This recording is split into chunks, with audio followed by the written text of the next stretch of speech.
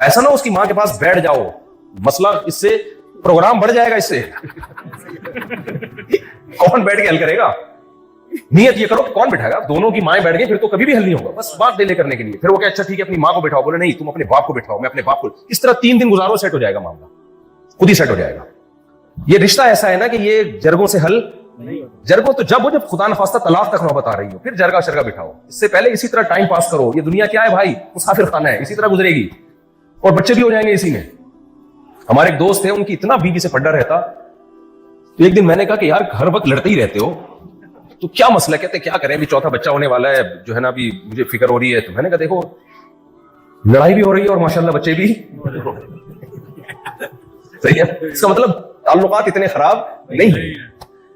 تو نبی صلی اللہ علیہ وسلم سے انہوں نے کہا, مشرکین نے کہا کہ بھائی کمپرومائز کر لیں. تو ایسا نہیں ہے کہ آپ صلی اللہ علیہ وسلم نے صحابہ سے مشورہ لیا ہو, کبھی دیکھ لیتے ہیں, ذرا بات کر لیتے ہیں, بات چیت سے اگر مسئلہ حل ہوتا ہے. سورہ یونس کی آیتیں نازل ہو گئی, قل ما یکون لی ان ابدلہ من تلقاء نفسی, اے نبی ان سے کہہ دیجئے کہ میرے بس میں نہیں ہے کہ میں اپنی طرف سے اس کو تبدیل کر دوں, بلکہ میں تو اس میں تمہیں ایک اور بات ایڈ کر کے بتاتا ہوں.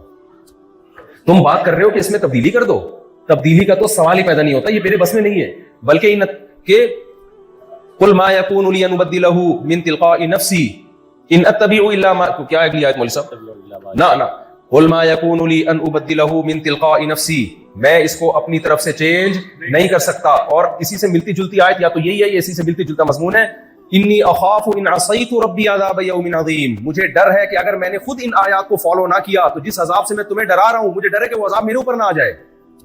جتنا تم اس کے حکم کے پابند ہو 100% اتنا ہی میں بھی اس کے حکام کا پابند ہوں. میرے اور تم میں اس کے حکم کو فالو کرنے میں کوئی فرق نہیں ہے.